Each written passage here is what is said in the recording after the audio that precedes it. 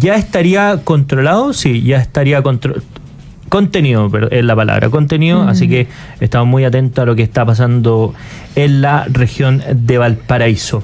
Y usted puede ser parte de esta conversación, como siempre, a través de nuestras redes sociales, en Twitter, Instagram, TikTok y YouTube, @llegó la hora 921, o enviarnos un audio a nuestro WhatsApp, el más 569-5304-3903. Y pasamos inmediatamente a presentar a nuestro invitado de hoy, en este viernes de entrevista en profundidad.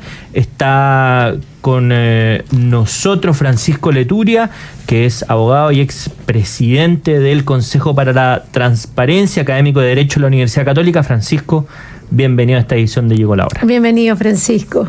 ¿Cómo están, Mara? ¿Cómo estás, José Francisco? Qué gusto verlos. Muy bien, gracias por estar con nosotros. Francisco, quería partir un poco para que nos pusieras en contexto lo que estamos viendo hoy día en el caso Hermosilla. Hay tantas aristas de esto que muchas veces, sobre todo los que no somos abogados, que aquí tengo el abogado al lado, nos perdemos entre lo que... ¿Qué es lo que pasa en el Poder Judicial? ¿Qué es lo que hacen los abogados, los fiscales, la Corte Suprema? Que puede estar bien, que puede estar mal. ¿Y qué tienen que ver estos chats en cuanto a lo que podemos estar visualizando posibles delitos? ¿O qué es parte de lo que es común dentro del mundo judicial? ¿Por qué no nos pone un poquito en contexto para entender finalmente qué es lo que se espera de estos chats que conocemos de Luis Hermosilla? Mire, yo creo que aquí claramente hubo una circunstancia que fue la inicial, el audio de Leonardo Villalobos, que reveló una serie de circunstancias vinculadas a delitos económicos y algunas prácticas que muchos suponíamos que podían existir, pero que no nos había tocado verlas con nuestros propios ojos. No las habíamos podido ver en su real dimensión, en sus aspectos más sucios, más sórdidos, más morbosos también, y que por lo tanto son muy difíciles de sacarse la memoria. Al mismo tiempo, desde que el momento en que Luis Hermosilla entregó el teléfono total o parcialmente completo, nunca vamos a saber si borró algunas cosas o no. Yo tiendo a pensar que sí. Ya me parece raro que así lo entregó con algo de información, lo hizo sabiendo perfectamente qué información tenía y lo hizo con un propósito. Empiezan a salir desde el poco control que hace la Fiscalía, y nunca vamos a saber qué fue lo que realmente pasó ahí. Probablemente incluso yo creo que en Chile ha existido un mercado negro de noticias, de primicias, claro, de pantallazos, de información que manejan las policías, que maneja la Fiscalía. Eso es un delito. Y de hecho durante mucho tiempo no hubo ningún gesto de la Fiscalía o los fiscales que estaban a cargo para tratar de contener esas filtraciones que seguían saliendo y que seguían mostrando más aspectos desconocidos para la mayoría de la gente de cómo operaba el Poder Judicial, o algunas personas dentro del Poder Judicial, o algunas personas también dentro de la Fiscalía. Entonces, tenemos el caso inicial, luego tenemos todas las cosas que van saliendo a propósito de las filtraciones de chats y otras conversaciones, y luego hoy día lo que tenemos, o sea, ya se nos ha ido olvidando cómo partió y por qué partió esto, porque lo que ha hecho Juan Pablo Hermosilla es lo que en doctrina se llama un juicio paralelo. Es decir, utilizar la prensa, utilizar los medios de comunicación para ejercer presiones mediáticas, para distraer la atención, para que parezca que las cosas son distintas a las que son, pero en general, la circunstancia más común de los juicios paralelos es para amedrentar testigos, o mandar señales, o generar un ambiente de clamor popular, o mandar advertencias a jueces y fiscales, que son las personas que finalmente determinan quién está preso y quién no, para que tengan cuidado, para que hagan las cosas de determinada manera, para que le echen tierra a algún asunto. Y yo me temo que no se me puede ocurrir qué otro argumento podría existir, que eso es lo que busca principalmente Juan Pablo Hermosilla, porque elige, además, podría elegir periodistas, podría elegir políticos, podría elegir muchísima gente. Elige el mundo de los fiscales y el mundo de los jueces. Es como Sansón en la historia bíblica, que dice, mira, si me muero yo, mueren conmigo todos los filisteos. O sea, o me salvan o nos morimos todos. Aquí yo no estoy solo, no soy el único que ha hecho estas cosas, entonces váyanse con calma, pongan el pie en el freno, porque esto es grande y la República no va a soportar estas cosas. Ahora, eso es lo que todos pensábamos, pero lo que fue ayer fue un espectáculo completamente carente de contenido, porque había anunciado hace mucho tiempo atrás que en pocos días iba a entregar los chats. Pasó mucho tiempo, llegó el día y no entregó ningún chat. Entregó lo que él quiso entregar, que no fue nada, pero además seleccionando las conversaciones con las personas que él eligió, dejando fuera lo que él llama que no es de interés público, o lo que según él es secreto profesional o ámbitos de la vida privada, que son además los ámbitos más delicados y que más comprometerían a un fiscal o a un juez, o sea, de haber tenido una conversación íntima, amorosa, o haberlo atendido como cliente, o haberle dado un consejo, o haber hecho alguna cosa. Porque cuando él dice, estos son nombramientos o del ámbito judicial. Oye, del ámbito judicial fue la conversación que tuvo con Ángela Vivanco cuando le dijo que por favor si podía integrar una sala de un caso que a él le importaba mucho. Eso cabe de una conversación dentro del ámbito judicial. Entonces, es muy delicado. Yo no sé, me llama mucho la atención la advertencia, el anuncio que les hace a 28 fiscales, incluyendo el fiscal nacional y varios jueces, incluyendo varios de la Corte Suprema, que les dice, les doy plazo. Les doy 2 semanas de plazo para que digan la verdad, básicamente. O sea, se pone en una posición del inspector del colegio frente a unos niñitos que han hecho una travesura y les dice, les doy hasta tal hora y si no se van a ir todos castigados, si no voy a tomar medidas. Se pone en la posición de alguien con más autoridad que las principales autoridades de la República. Y eso a mí me parece muy impropio, asaz o casi extorsivo. Me parece... independiente de que yo no sé qué es lo que haya y probablemente ni siquiera saben también los jueces, porque probablemente algunas conversaciones son antiguas, no se sabe desde qué momento está esta data, etcétera. Entonces, volviendo a tu pregunta, aquí lo que ha sucedido es que se puso una cámara o nos enteramos de cómo eran muchas de las cosas que pasaban tras bambalinas, que podíamos imaginarnos cómo eran, pero que no las habíamos visto nunca en su crudeza y en su realidad. Muchas malas prácticas. Todos sabíamos que para los nombramientos, donde interviene el Senado, había que llamar senadores, había que... o arriesgarse a que te fuera mal. Pero un nombramiento de ministro de Corte Suprema es una decisión política muy importante. Eso todos sabíamos que se hacían y ojalá que se acaben. No creo que se suceda, podemos hablar de eso. Pero ahora lo estamos viendo qué eran capaces de dar algunas personas por conseguir algunas cosas. Y ahí, desde ese punto de vista, Francisco, uno analiza como las distintas aristas que tiene este caso, y hay un punto interesante que plantea desde el punto de vista de esta idea como de proceso en paralelo a través de los medios de comunicación. Y esto no solamente se ha dado en el caso Audio o en el caso Hermosilla, sino que lo estamos viendo reiteradamente en distintos casos que pareciera que a algunos les conviene que sean de alta connotación pública porque tienen, de alguna manera u otra, un impacto en lo que pasa en el proceso penal mismo, por ejemplo. Y hay un caso... Y una de las cosas buenas es que aprendamos a sincerar esto. Las oficinas de abogados, las oficinas penalistas sobre todo, trabajan con equipos de comunicaciones.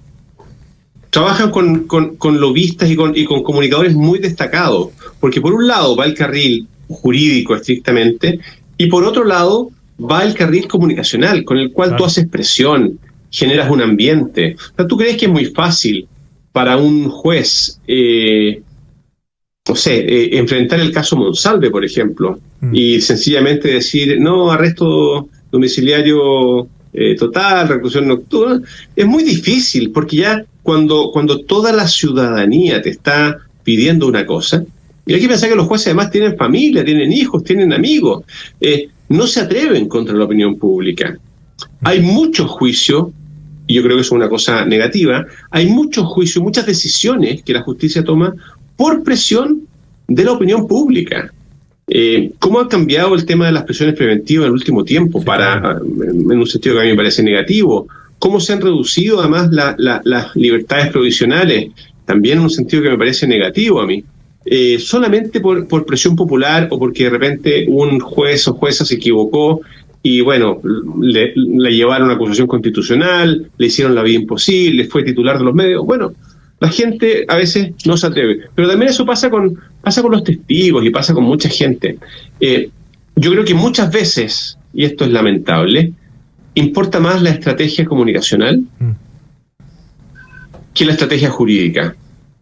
Ya sea a veces para asegurar ciertas garantías, asegurar que ciertas cosas no pasen, o asegurar... A ver, te pongo un ejemplo. ¿Te acuerdas de unos muchachos que estuvieron metidos en algún problema en Malasia? Sí, claro. Que incluso se decía que los podían condenar a pena de muerte, etcétera. Bueno, en ese caso fue clave que los medios de comunicación chilenos transmitieran e hicieran un eco de esa noticia porque obligaron al gobierno a involucrarse. Los chilenos no queríamos que condenaran a muerte a alguien por una situación confusa en un país que no conocemos, donde no sabemos si su justicia es confiable.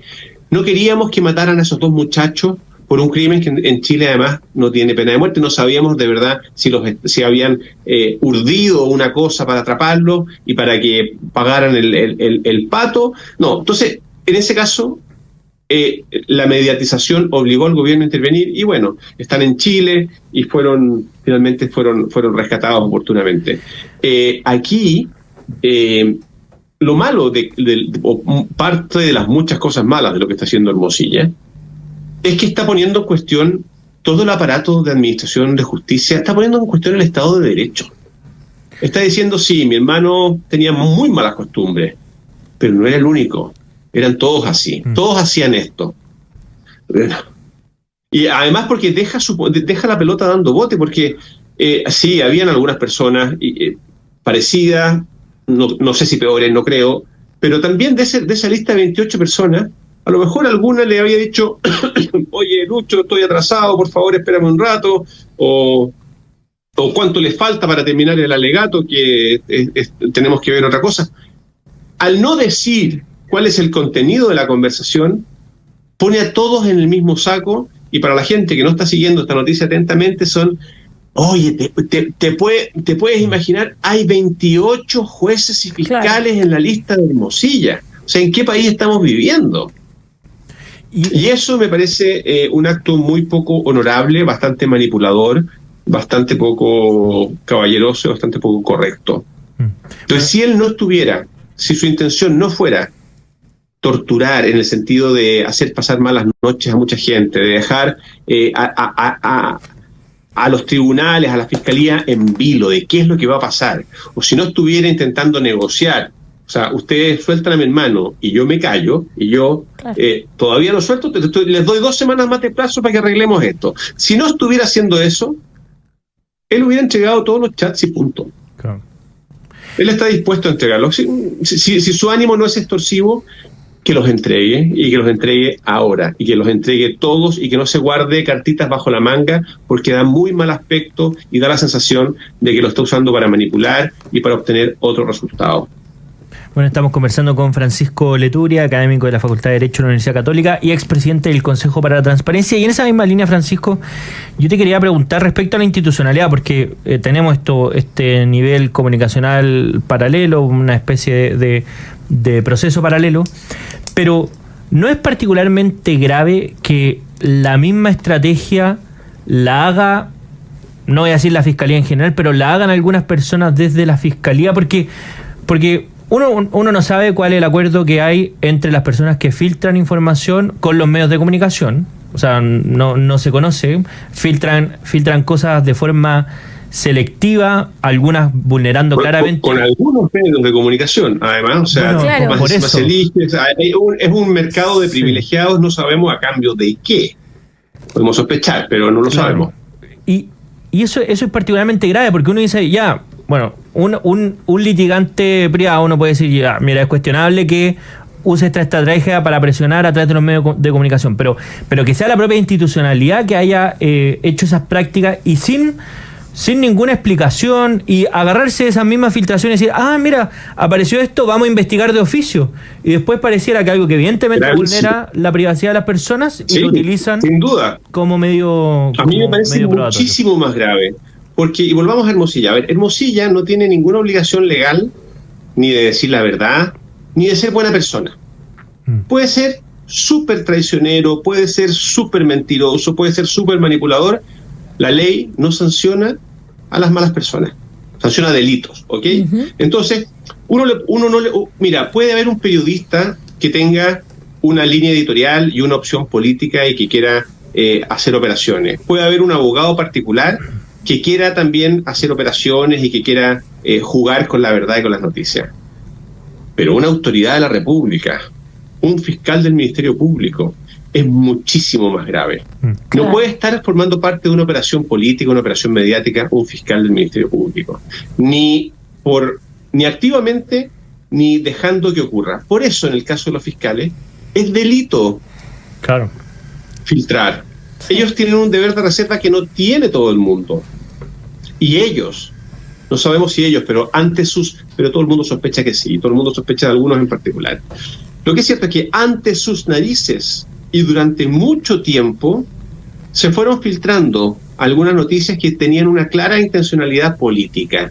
Incluso se le mintió a todo Chile diciéndonos que había el primer supuesto pantallazo de los chats de Hermosilla, el que hizo que sacaran al fiscal Palma del caso de las fundaciones y que por lo tanto el caso se paralizara por bastante tiempo, hasta el día de hoy prácticamente. Bueno, hoy día han empezado a ver cosas.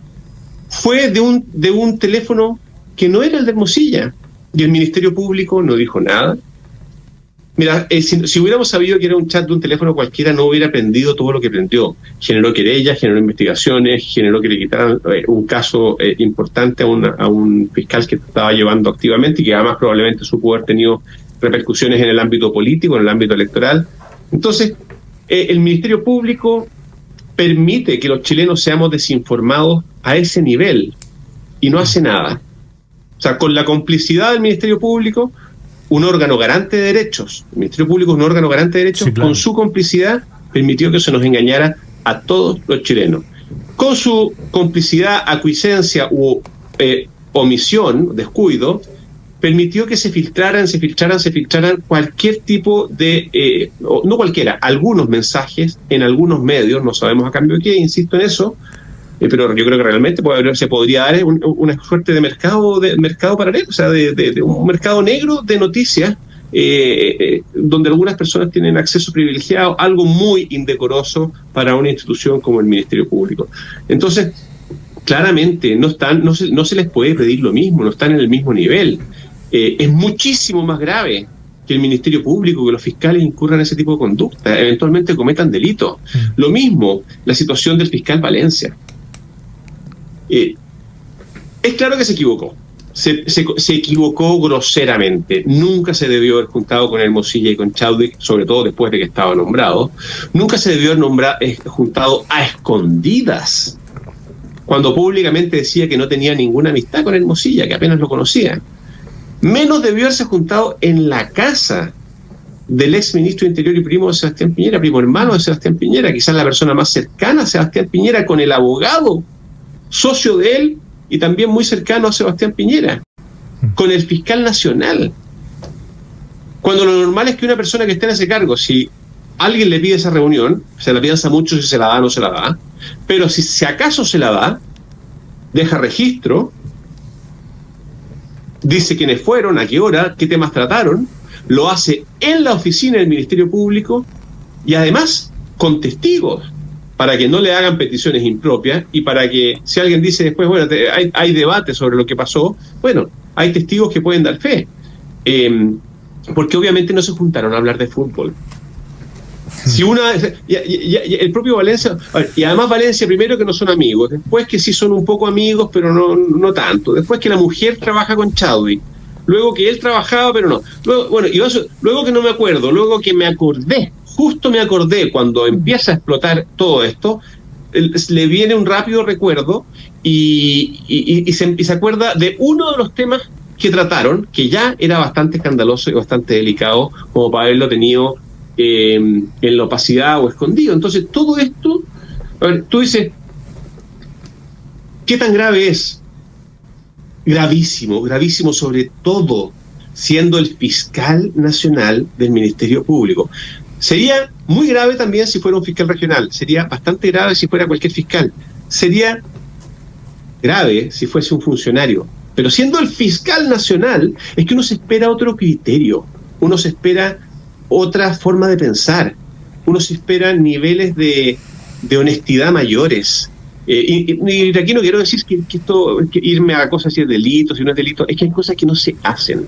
Hay cosas que uno espera que el presidente de la República o que el fiscal nacional o que la persona que ocupe el cargo de fiscal nacional o de presidente de la República, hay errores que no puede cometer porque son de niño chico, que son errores groserísimos, errores impropios de la dignidad del cargo, de lo que uno espera de la persona que debe estar en ese cargo. Entonces, si alguien tiene tan mal criterio, mira, voy a darle el beneficio a Valencia de que está partiendo y que este mal criterio, este pésimo criterio, fue una cosa episódica, que lo pilló volando bajo y que lo va a hacer madurar. Bueno, uno preferiría que las personas maduraran antes de llegar a estos cargos para que cuando lleguen a estos cargos no cometan estos errores monumentales, pero ya, porque además ojalá que tenga yo razón, porque le quedan 7 años en el cargo.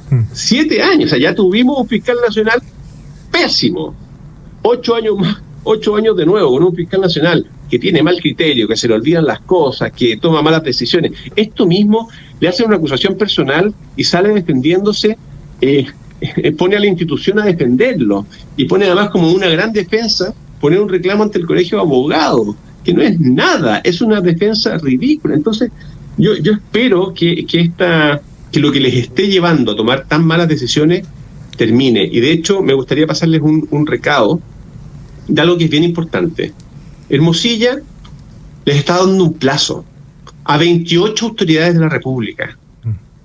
28 autoridades de la República no se pueden poner a bailar al ritmo que quiera Juan Pablo Hermosilla. Con Juan Pablo Hermosilla le puede decir 10 días, 20 días. ¿Quién es Juan Pablo Hermosilla para pautear a las autoridades y decirle, ustedes tienen que hacer eso, si no van a pagar las consecuencias? A mí me parece muy importante que las autoridades de Chile digan, no somos amedrentables, no obedecemos a la voz de Juan Pablo Hermosilla. Y si hemos cometido algún delito, o el que haya cometido algún delito y Juan Pablo Hermosilla lo quiere revelar, que pague. Pero esto no es un restaurante. Esto no es un restaurante donde Juan Pablo Hermosilla levanta la mano y dice, mira, tráigame esto, usted. Él no pone las reglas del juego. Los jueces tienen que dedicarse a juzgar, los fiscales tienen que dedicarse a la persecución del delito y no a los caprichos en tiempo y forma de lo que Juan Pablo Hermosilla quiere para defender a su hermano o para lo que sea que lo esté planificando. Ojalá que no cometan ese otro error, porque ya sería se ha desacreditado mucho el Ministerio Público con una seguidilla de errores, con la mantención en los cargos o en los casos de personas que son cuestionadas o que son cuestionables por mucho.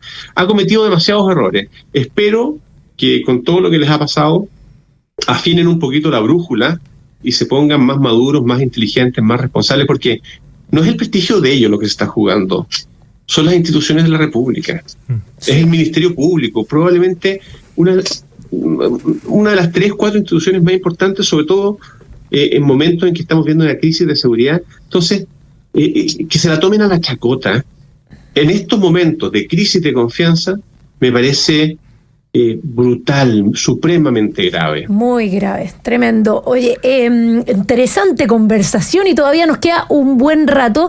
Estamos conversando con Francisco Leturia, abogado y académico de la Facultad de Derecho de la Universidad Católica y expresidente del Consejo para la Transparencia. Nosotros vamos a ir a una breve pausa, pero ya seguimos con esta interesantísima entrevista en profundidad. Ya volvemos en Llegó la Hora. Bueno, estamos conversando y seguimos la conversación de entrevista en profundidad de nuestros días viernes junto a Francisco Leturia, abogado y académico de la Facultad de Derecho de la Universidad Católica, expresidente del Consejo para la Transparencia.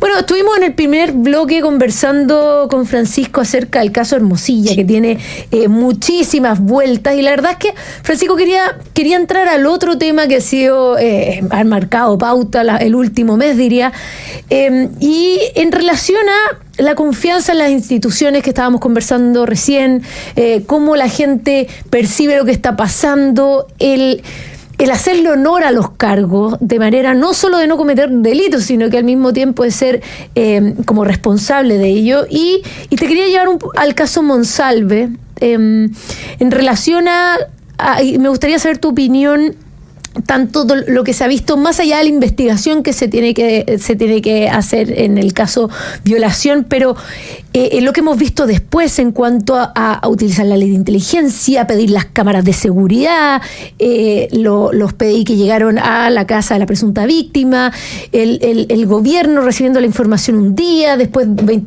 48 horas después siguen el cargo. O sea, hemos visto un montón de acciones que han generado bastante descontento en la ciudadanía, dudas de cómo se administra estos casos, no solo desde lo legal, sino que desde la misma, hablemos de la transparencia de los cargos. Quería saber tu opinión un poco para ir viendo cómo ves tú este caso completo, que también tiene un montón de ángulos. Quiero partir con un tema que es bien importante, es conceptual y es permanente, porque todos sabemos que para que las cosas funcionen bien, para que los sistemas jerárquicos funcionen, para que pueda haber una organización, las autoridades tienen que ser respetadas, y que haya una crisis de confianza en las autoridades y las instituciones no es algo positivo. Pero sería mucho peor que la gente confiara y que la gente respetara a gente que no es confiable ni respetable. Tú no puedes imponer la confianza, tú no puedes imponer el respeto por las autoridades. Las autoridades son respetables porque su conducta es respetable. La gente que nosotros admiramos, la gente que nosotros respetamos, es porque uno dice, wow, puedo aprender de él, puedo aceptar que sea mi jefe, puedo aceptar que sea mi superior porque es capo, porque sabe, porque comete pocos errores, porque se la sabe por libro. Yo debo estar en una posición inferior o distinta a él.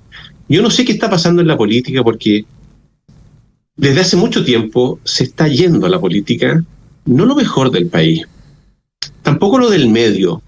Yo te diría que se está yendo lo peor del país. Algo está pasando, que hay una especie de selectividad negativa. En el mundo de las empresas, en el mundo de las universidades, en el mundo de muchas otras cosas, en el mundo de las comunicaciones, uno ve gente que no cometería los errores que se han cometido en los principales cargos de la República.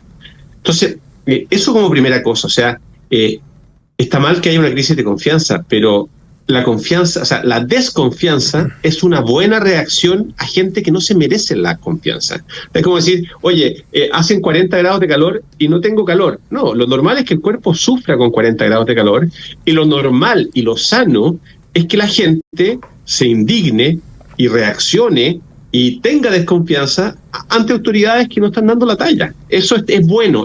La desconfianza ante cosas que no generan confianza es la reacción sana, que permite, además, nos permite reclamar y nos permite tratar de que las cosas cambien. Viendo el tema concreto, acá hay dos situaciones muy graves. Una situación de abuso de poder, una posible o eventual violación, donde hay una víctima y que tiene que ser protegida y que es muy grave. Pero hay otra situación donde el ministro del Interior, subrogante, pero el ministro del Interior finalmente, no va a trabajar porque está con la caña. Deja a todos plantados en una conferencia de prensa con migraña, que a parecer era una cuestión, migraña dice él, que era algo que además habitualmente tenía. Nos enteramos de que usa su confianza con algunas personas del mundo de las policías, de la PDI particularmente, para hacer operativos, para buscar cámaras municipales, ir a los restaurantes, ir al hotel. O sea, manda gente a operar. ¿Qué que la seguridad del país haya estado en manos de una persona con ese nivel de poco profesionalismo en su cargo y con esa capacidad para transgredir y para hacer cosas ilegales, eso es algo que nos pone en peligro y en riesgo a toda la ciudadanía. O sea, el delito de la violación, hay una víctima y es muy grave.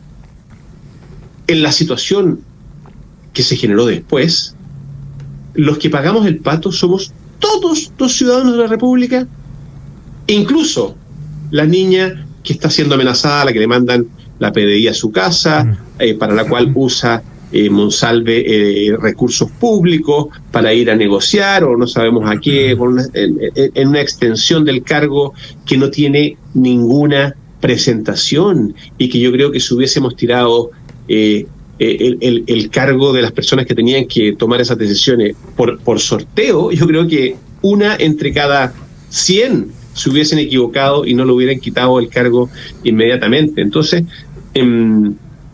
hay dos situaciones: violación y todo lo que vino después, y que la violación la haya hecho además la persona que estaba a cargo del manejo de las policías y de la seguridad del país, pero demuestra un detalle: la violación va a haber que probarla en un juicio, pero todo lo que pasó después, claro, todo el papelón que ha venido después, desde el presidente de la República para abajo, son cosas que ya están probadas, ya ocurrieron.